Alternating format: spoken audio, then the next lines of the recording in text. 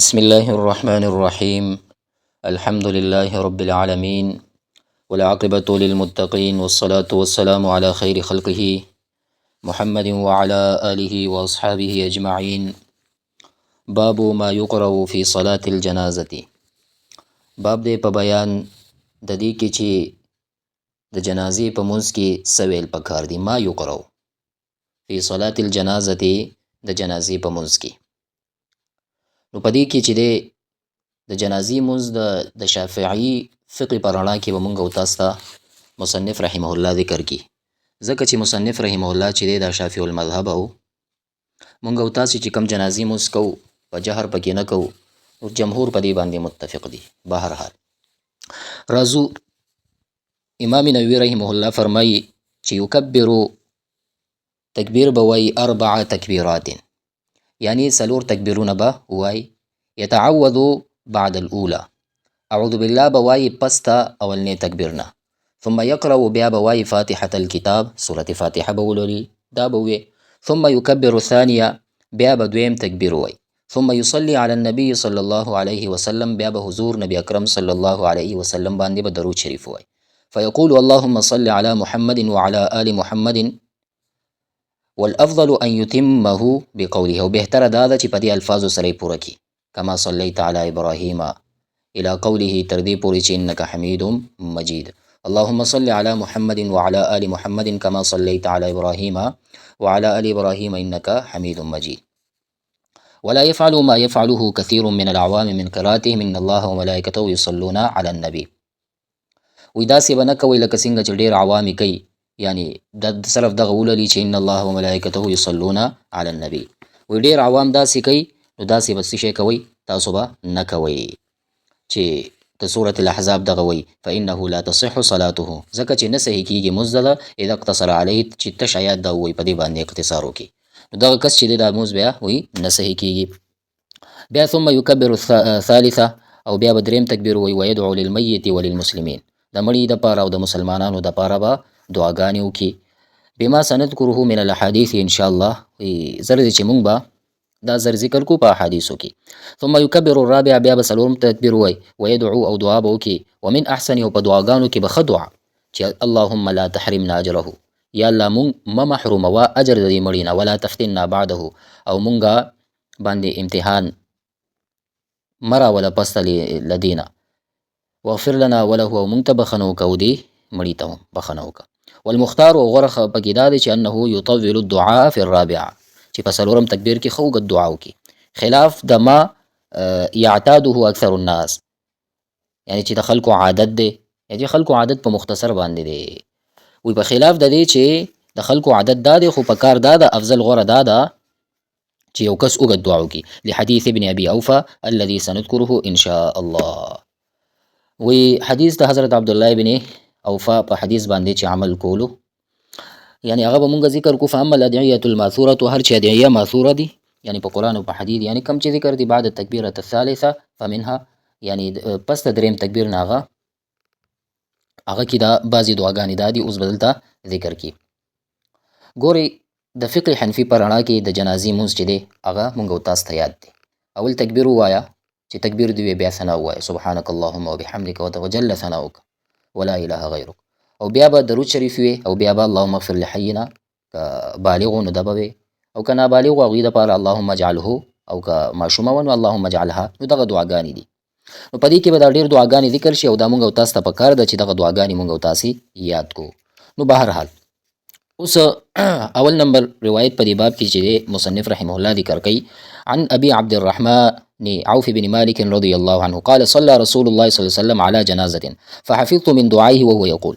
ګورئ په دې حدیث مبارک کې به د جنازې مونځ یو جامع دعا دلته ذکر شي. دا مبارک فرمایي چې ما د رسول الله مبارک صلی الله علیه وسلم نه واوریدل، یعنی ما یاد کنو، یاد کول هله کېږي چې واوریدل پته لګي چې جهر یې کول. ګورئ جهر یې کړی دی، خو بهتره دا د ټول امت په دې باندې متفق دی، یعنی اوسه پورې تاسو وګورئ اکثر امت چې دی هغه څه شی کوي، هغه جهر نه کوي.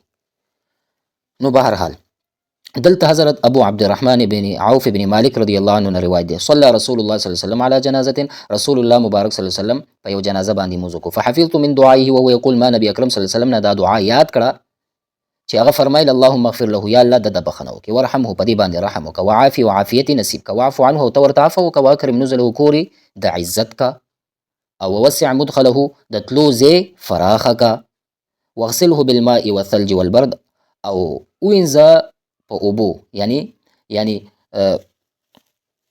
اوبه او واوره په ګلې ورته غسل ورکه دې کور ته، ونقله من الخطایا او ګناهونه نه پاکه، کما نقیت الثوب لکه څنګه چې پاکې ته جامه ابیض سپینه من الدنس د ګناهونو نه، یعنی د خیرونه دنس د خیرونه داسې پاک کا، وابدله دالا خیرا من داره او په بدل کې ورکا خسته کور، یعنی په بدله کې ورته بهتر کور په جنت کې ورکا د دنیا نه، واهلا خیرا من اهله او د خپل اهل و عیال نه ورته بهتر اهل و عیال ورکا، په کمزې کې په جنت کې ورته ورکا، وزوجا خیرا من زوجه او د دې دنیا ښځې نه ورته ښکلې ښځه ورکه په جنت کې، همدکه رنګې وعیذه من عذاب القبر او قبر د عذاب نه ورته نجات ورکه، ومن عذاب النار او اور د عذاب نه ورته نجات ورکه، حتی تمنیت ان اکون انا ذلک المیت. راوي فرمایي چې نبی اکرم صلی الله علیه وسلم دومره دعاګانې وکړي، حتی تمنیت تر دې ما تمنو وکړه چې ان اکونه چې وې زه ذلک المیت دا مړی زه وې، چې رسول الله مبارک صلی الله علیه وسلم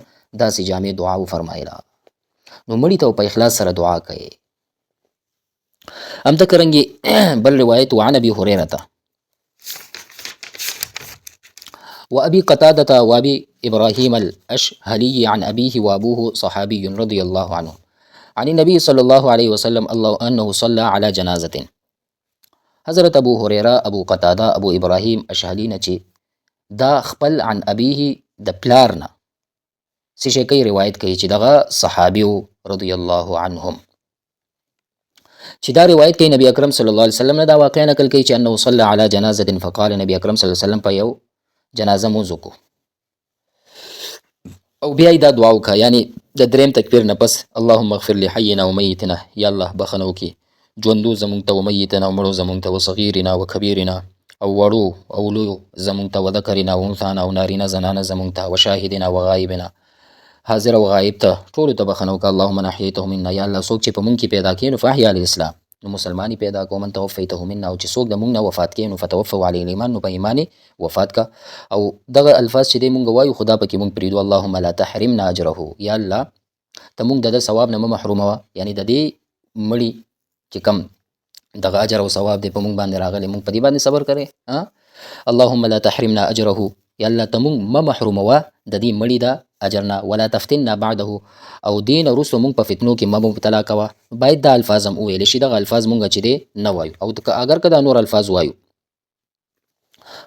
من روایت ابي هريره والاشهلي، د دې روایت یعنی چې دی رواه الترمذي، یعنی ابو هريره اشهلي رضی الله عنهما نکړی دی. وروا ابو داود من روایت ابي هريره وابي قتاده، امام ابو داود رحمه الله د ابو هريره ابو قتاده رضی الله عنهما نکړی. قال الحاکم، امام حاکم رحمه الله فرمایي چې حدیث ابي هريره صحیح على شرط البخاري ومسلم، چې روایت د ابو هريره رضی الله عنه مبارک چې دی دا حدیث دا صحیح دی په بخاري او د مسلم په شرایطو باندې. قال ترمذي، امام ترمذي رحمه الله فرمایي قال البخاري، چې امام بخاري رحمه الله فرمایلی دی اصح روایات هذا الحديث روایت الاشهلي، چې په دې روایتو کې د ټولو نه صحیح روایت د اشهلي دی.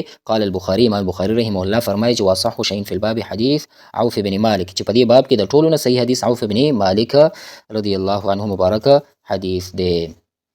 نو بهرحال همدکه رنګې بل روایت عن ابي هريره رضي الله عنه قال سمعت رسول الله صلى الله عليه وسلم يقول اذا صليتم على الميت فاخلصوا له الدعاء، یعنی مړي ته په اخلاص سره دعاګانې کوي. حضرت ابو هريره رضی الله عنه روایت دی چې سمعت رسول الله، ما اوریدلی رسول الله صلی الله علیه وسلم نه فرمایي اذا صلیتم، کله چې تاسو منځ کوي علی المیت په مړي باندې نو فاخلصوا له الدعاء، نو ډیر په اخلاص سره ورته دعا کوي. نو د جنازې نه بعد چې دا لانجوي چې مړي پسې دعا نشته او دا د جنازه خو خپل دغه دی دا دعا د نو څه ضرورت دی. نو صفونه مات شي نو بیا هیڅ خبر نه د دعا کولای شي، دی کې څه قباحت نشته. او بعضې خلک چې دی خبرې ته ډیر زور ورکوي، دومره زور ورکولو خبره نه ده، دعا هر وخت کولی شي. دی کې څه خبره نه ده چې ټول داسې راغونډ شي، صفونه دې مات کې راغونډ شي، یو ځل سورت فاتحه، درې ځل سورت اخلاص وایي، مړي ته وبخي نو هغې ته فایده کېږي، دعا دې ورته وکړی شي. نو بهرحال دې نه بعضې وخت ډېر غوی مه جوړوي. وعنه عن النبي صلى الله عليه وسلم في الصلاة على الجنازة اللهم أنت ربها وأنت خلقتها وأنت هديتها للإسلام وأنت قبضت روحها وأنت أعلم بسرها وعلانيها وقد جئناك شفعاء له فاغفر له. همدغه رنګې دا هم د ابو هريره رضی الله عنه نه روایت دی چې دا فرمایي نبی اکرم صلی الله علیه وسلم د جنازې مونځ په باره کې نقل کوي کنه چې نبی اکرم صلی الله علیه وسلم په جنازه کې دعا وکړه چې وی فرمایل اللهم انت ربها، یا الله ته د دې مړي ربي، وانت خلقتها، او تا پیدا کړې دی لره، وانت هدیتها، او تا ورته هدایت ورکړې دی للاسلام د اسلام، وانت قبضت روحها، او تا روح قبض کو، وانت اعلم بسرها وعلانها، او ته پټ او ښکاره باندې خپويږي. جئناک شفعاء له، نو موږ ستا درته دې دپاره راغلي وو چې د دې مونږه بخښنه وکړو، شفاعت کوونکي راغلي وو چې سفارش وکړو. فاغفر له، یا الله ته ورته بخښنه وکړه. همدغه رنګې وعن وائل بن الاسقع رضی الله عنه قال، حضرت واثله ابن اسقع رضی الله عنه نه روایت دی چې فرمایي صلی بنا رسول الله صلی الله علیه وسلم علی رجل من المسلمین، رسول الله صلی الله علیه وسلم مونږ ته په مسلمانانو کې یو مسلمان د جنازې مونځ وکړو. فسمعته یقول، نو ماته نه واورېده چې داسې دعا یې کوله چې اللهم ان فلان ابن فلان فی ذمتک، یا الله یعنی فلانې د فلانکي زوی ستا په ذمه کې دی. یعنی ګوره په دعا کې چې ته د هغې کس نوم هم اخیستلی شي ښه، لکه څنګه چې رسول الله مبارک صلی الله علیه وسلم دلته دغه واغستو د فلان ابن فلان، یعنی فلانکي زوی، یعنی نوم به یې اخیستي. وحبل جوارک، ستا د ګاونډ په رسۍ کې دی. فقه فتنة القبر، تی د قبر د فتنو نه محفوظ کا. وعذاب النار، او اور د عذاب نه بچ کا. وانت اهل الوفاء والحمد، او ته وفاداري او تلایق د ثنائی. اللهم فاغفر له، یا الله دته بخښنه وکړه، یعنی دې مړي ته بخښنه وکړه. وارحمه، او ته پې رحم وکړه. انک انت الغفور الرحیم، چې ته بخښونکی او مهربانه ذات یې. نو دا تکبیر هم چې دی د دریم تکبیر نه وروستو دی ښه. دا چې دا دعاګانې، دا څومره دعاګانې ویل کېږي د دریم تکبیر نه وروستو دي ښه. دا ټول ولې چې موږ د جنازې مونځ وایو که نه.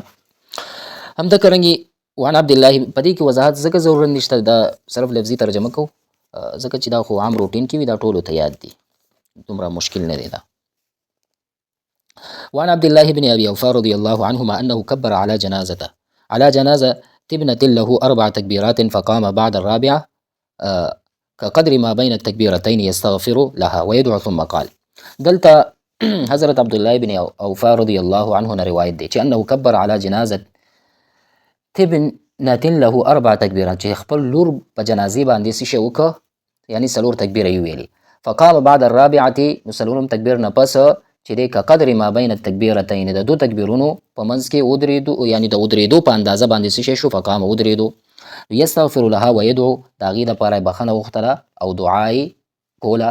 او ثم قال، نو چې کله دا ټول جنازه وکړه نو بیا وفرمیل کان رسول الله صلی الله علیه وسلم یصنع هکذا، چې رسول الله مبارک صلی الله علیه وسلم به داسې کول لکه چې څنګه ما تاسو ته د جنازې مونځ وکړو، داسې به رسول الله مبارک صلی الله علیه وسلم به کولو. وفي روایت، په روایت کې داسې دی چې کبر 4، چې 4 تکبیرونه وی. فمکث ساعة، نو بیا وخت تېر کو، حتی ظننت انه سيكبر 5، مونږ دا ګمان وکړو چې 5م تکبیر به وي، دومره وخت تېر کو. ثم سلم عن يمينه وعن شماله، بیا یې ښي او ګس طرف ته سلام وګرځولو. فلما انصرف، کله چې فارغ شو، نو قلنا له، مونږ ترې نه تپوس وکړو چې ما هذا دا څنګه چلو، یعنی تاسو 4م تکبیر نه وروسته ولې چوپ ولاړ او تاسو چې دی هغه سلام نه ګرځولو، یعنی ډېر وخت هم تېر کو. نو هغه وفرمیل چې اني لازیدکم على ما رأيت رسول الله صلی الله علیه وسلم یصنع، ما تاسو ته د هغې طریقې نه یعنی زیادت نه دی کړی چې په کومه طریقه ما رسول الله صلی الله علیه وسلم لیدلی چې هغه مبارک دغسې فرمایلي. او هکذا صنع رسول الله، یا داسې وفرمایل چې دغه شان چې څنګه ما تاسو ته مونځ وکړو، رسول الله مبارک صلی الله علیه وسلم به هم داسې فرمایلو.